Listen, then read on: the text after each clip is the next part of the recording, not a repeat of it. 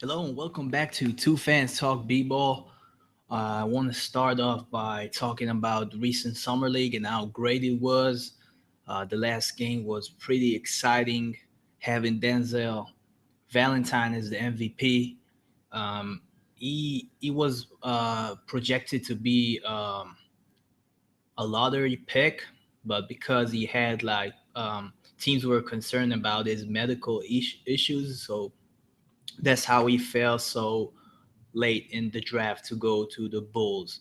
But he has shown that he can play, of course, and he can bring it up in clutch situations, and it's just good for him to be on the radar and show and show how he can play on the big stage, somewhat big stage, and just have some kind of hype to his name going to the regular season. That's just great. So it was a great summer league finals. And let's talk about more summer league news. Talking about Ben Simmons, the first pick in the this year's draft. The big thing was with him, like I said in my latest on another video about how I didn't see much from him. I mean, he's a great passer and all that, but I wish I could have seen more. The thing with it is that the 76ers decided that um, they should rest him for two consecutive games. So pretty much what you have is a young prospect that instead of playing the whole games because he physically can't. There's nothing that stops him from playing. So the team decides to rest him. That's pretty much ridiculous, and that's what the team decided.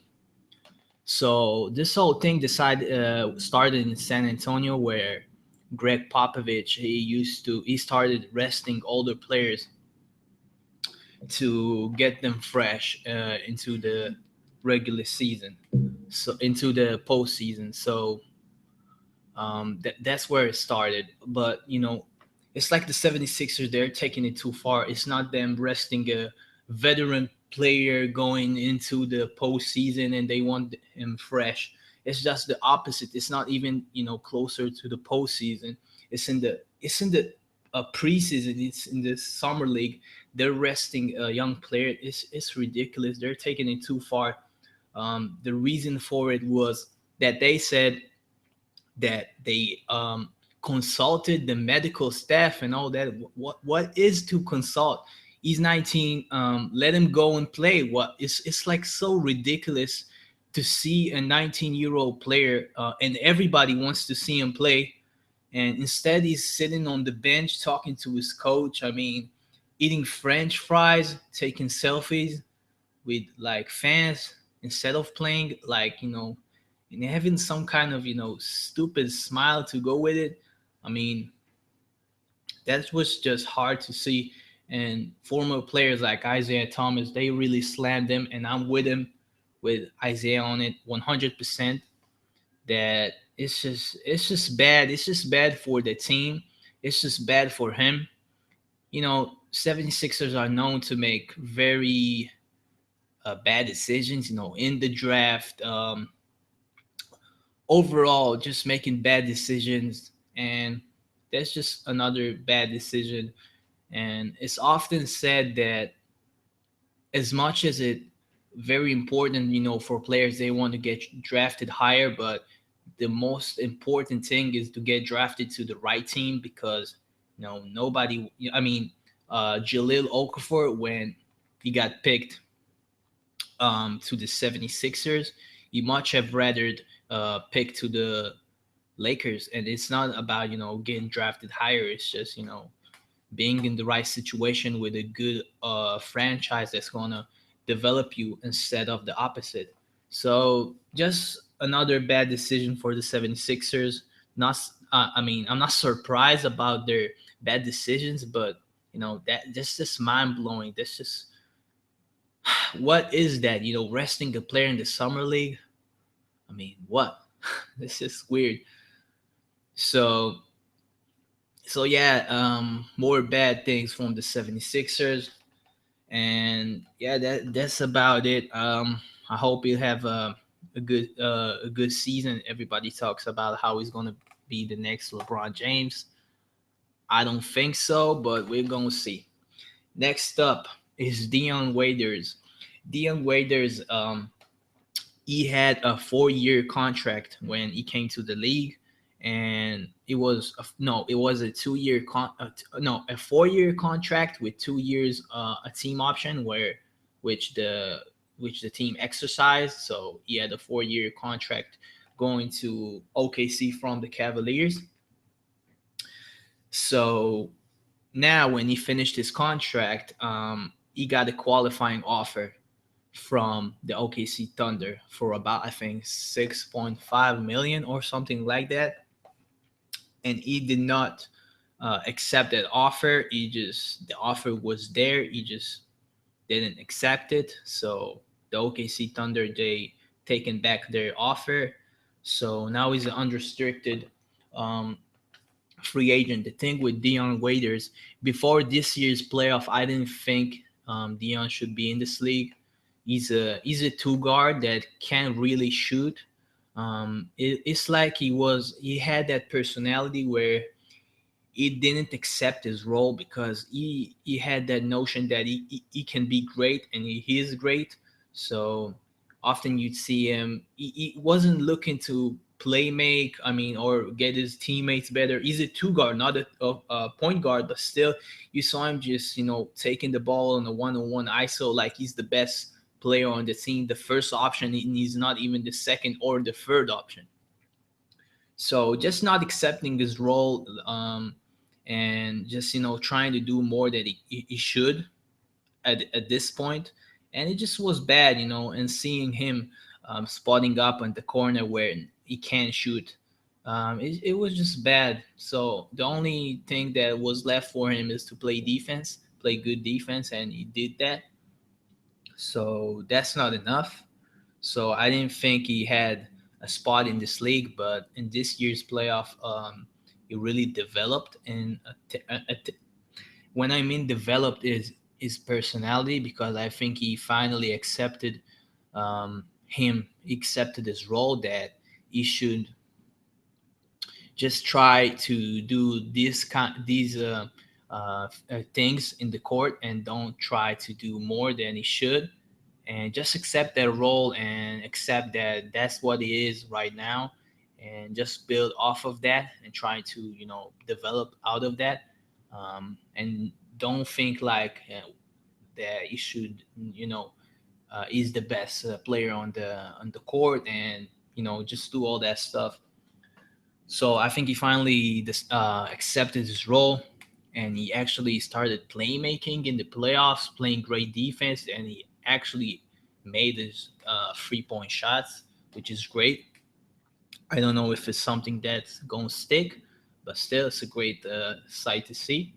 So he really raised his stocks because he's about a 6'4" shooting guard. He has a great body, can really play defense, like everybody in the league that is motivated, because he also have great physical tools. So yeah, there's a market for a player like him, but it all depends on how he accepts a role, because he's not going to be the first, second, or third team, because that's what it is. So I think he did. He could have taken the OKC Thunder's offer, but I think to his recent performance in the playoffs, I think it was a somewhat smart move. I think he would get maybe a better offer from another team. Just change the atmosphere is always a great idea. I think it depends, but still, for players that didn't necessarily found a home anywhere. So why not? So due to recent performance in the playoffs, I think it was a somewhat good idea, and I just hope he'll get a nice offer, and I hope he'll build off that performance that he played, and just accept his role and play good like he did. Another news is about Anthony Bennett. Anthony Bennett was another first round first pick by the Cleveland Cavaliers. It's pretty safe to call him a bust right now. I mean, yeah, he's a bust. Wasn't really successful playing with the Cavs. He went to the Raptors. I think he got waived from there. Yeah. So not much about that, but what's the thing is that he signed a 2-year deal with the Brooklyn Nets. The Brooklyn Nets are rebuilding, so he got signed for like a minimum veteran contract. So there's nothing to lose there. I still think I didn't give up on him. I think he has an upside. I think to this moment he can play.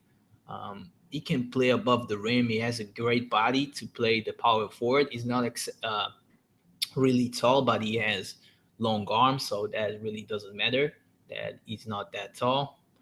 And he got that jumper, and I just think he can play at least, in a backup role. But it's just up to him because I think it's more about personality and him, like Dion, accepting the role. Because he has shown he's somewhat troublesome in that category. Because I mean, when back then in the Cleveland Cavaliers, he used to show up. I think he showed up to the training camp out of shape and all that stuff. Just seeing a young man that doesn't really take this whole experience, job or whatever. He doesn't take it serious and takes it for granted. So that's how he lost it. So him just taking this whole thing serious, and that's and like Gerald Green that was in the league and went out of the league. He just realized that that's more than just being in the NBA. That's a job, and if you want to get paid and get paid good, you better take it serious because there's not a lot of players that had this ton of potential. I mean, like Gerald Green. I mean, I don't think he lived up to his potential, but Anthony Bennett, he has potential. I think he can play, and I think it's a great thing for him to come back to the league. And that's gonna be his last chance in the league if he's not gonna make it in a rebuilding team that getting minutes won't be that hard. So that's gonna be his last chance, and he should take that chance and do just use it to the fullest. And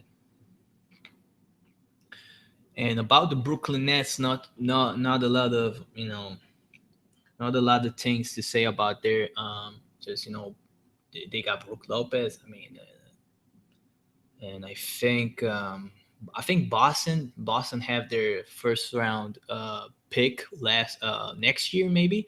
So they're a rebuilding team that is gonna suck bad, and they're not gonna have that pick to compensate or look forward for the offseason with it. So yep, it's a tough time in Brooklyn, but it's New York, and they're gonna deal with it. And that's it. That's all I got for you. Hope you enjoyed. If you liked this video, please like. If you want to see more, please subscribe. And I hope to bring you more content, great content soon. And more about what I said, that I'm going to cover the whole teams going to the 2017 season. I think there's not much interest from me doing that, and I'm not particular enjoying it. So, and I don't think you guys do. So I'm gonna skip that and just do whatever I do regularly is cover news and all that stuff. So see you guys next time.